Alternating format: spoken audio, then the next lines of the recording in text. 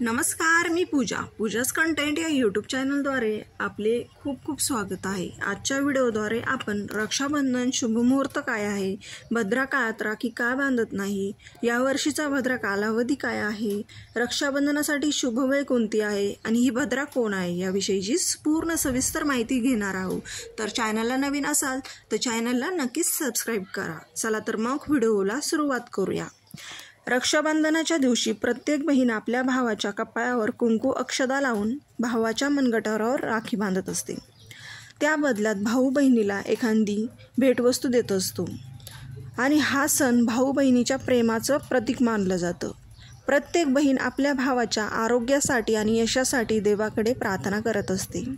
यावर्षी म्हणजेच 2024ला रक्षाबंधन हा सण 19 ऑगस्ट रोजी आहे आणि पहाटे 3:04 हा सण सुरू होत आहे व 20 ऑगस्ट रोजी 11:55 हा सण संपणार आहे।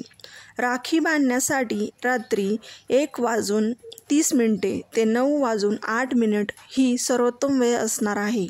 म्हणजेच एकूण 7 तास 38 मिनिटे हा शुभ मुहूर्त असणार आहे।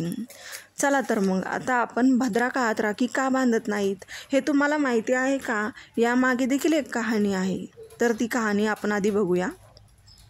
लंकेचा राजा रावण हा जो होता ना, त्याला त्याच्या बहिणीने भद्रा काळात राखी बांधली होती आणि त्यामुळे हा रावणाचा मृत्यू झाला होता। म्हणून कोणतीच बहीण या अशुभ कालावधीमध्ये अशुभ वेळामध्ये आपल्या भावाला राखी बांधत नाही।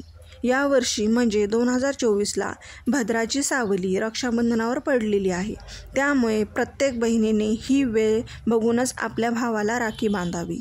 तर यावर्षीचा भद्रा कालावधी म्हणजेच अशुभ वेळ ही 19 ऑगस्ट रोजी सकाळी 9:51 ते 10:53 व दुपारी 1:30 असणार आहे। म्हणजेच ही वेळ सोडूनच प्रत्येक बहिणीने आपल्या भावाला राखी बांधावी, नाहीतर भावावर वाईट संकट ओढावेल। यामुळे या वेळेची नक्कीच काळजी घ्यावी। चला तर मग आता आपण ही भद्रा कोण आहे हे बघूया। तर भद्रा ही जी आहे ना, ही सूर्यदेव आणि छाया यांची कन्या आहे, तसेच ती शनिदेवांची बहीण देखील आहे।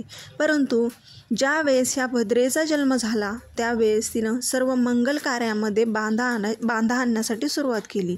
तेव्हा सूर्यदेवाने तिची काळजी वाटू लागली।